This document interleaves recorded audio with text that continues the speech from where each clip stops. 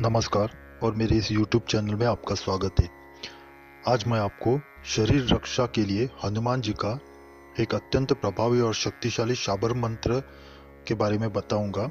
उसकी विधि पूरी बताऊंगा मैं, और वो किस प्रकार उपयोग में लाते हैं ये मैं आपको आज बताऊंगा।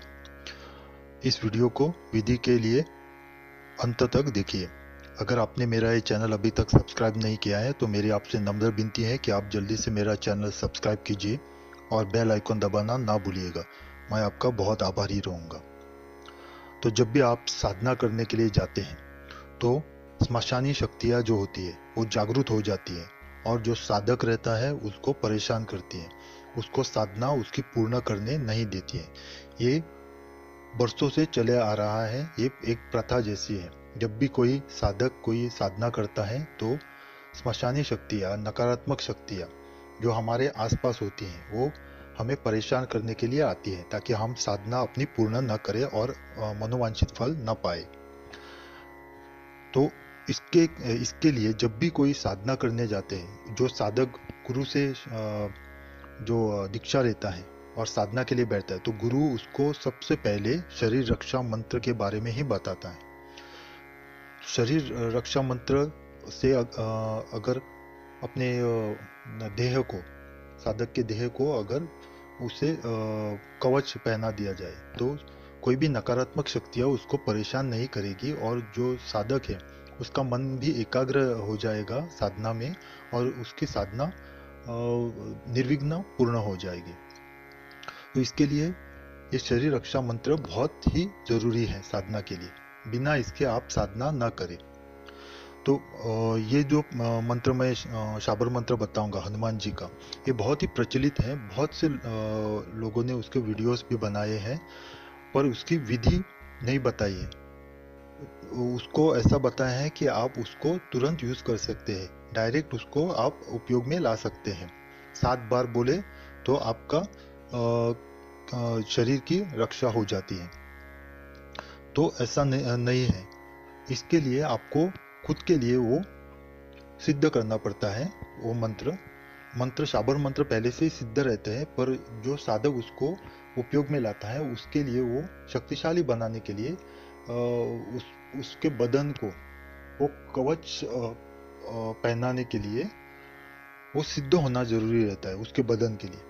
तो इसके लिए छोटी सी विधि है, एक बार ही आपको ये विधि करनी है, बाकी वो सिद्ध हो जाएगा हमेशा के लिए। आपको सिर्फ आपको किसी भी ग्रहण काल, शुभ मुहूर्त, रवि पुष्य योग जैसे या होली, दिवाली, ग्रहण काल ऐसा आता है तब आपको एक माला इसकी ओढ़नी है सिर्फ, ताकि वो फिर से शक्तिशाली बन जाए या शक्तिशाली जितना है उतना रह जाए वो।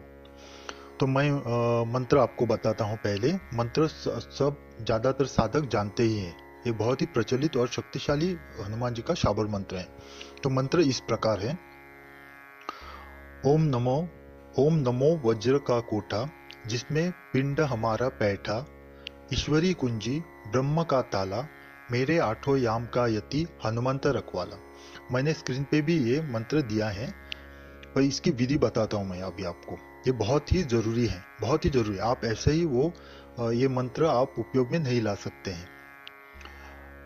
तो इसके लिए आपको इस शाबर मंत्र को आप शाम को एक देसी घी का दिया जलाइए और इसकी कम से कम एक माला, कम से कम आप ज्यादा भी कर सकते हैं अपने शक्ति के अनुसार, पर कम से कम एक माला तो आपको जाप करनी है।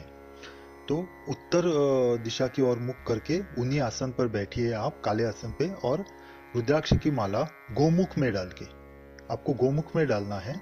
गोमुख में डाल के आपको इसका जाप करना है। इसके ये जाप आपको 21 दिनों तक लगातार करना है, 21 दिनों तक। 21 दिनों के बाद आप हनुमान जी के मंदिर में जाके एक देसी घी का दिया जलाइए।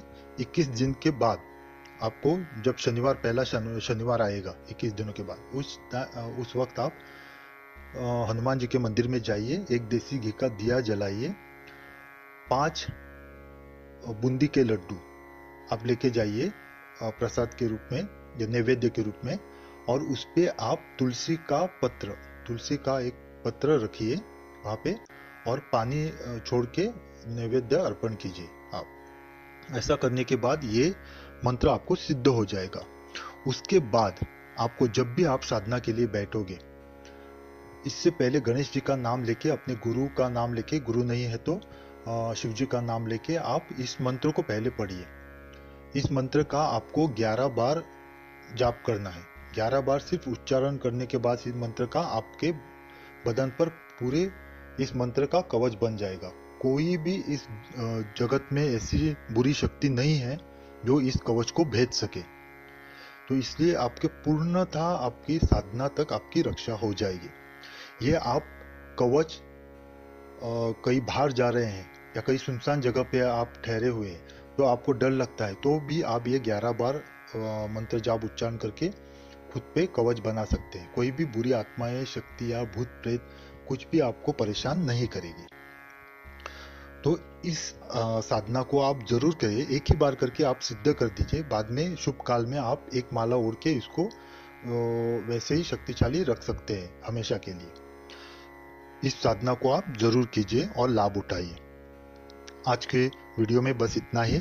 अगर आपने मेरा ये चैनल अभी तक सब्सक्राइब नहीं किया है तो मेरी आपसे नम्र विनती है कि आप जल्दी से मेरा चैनल सब्सक्राइब कीजिए और बेल आइकन दबाना ना भूलिएगा। मैं आपका बहुत आभारी रहूँगा। आपका कल्याण हो। ओम नमः शिवाय।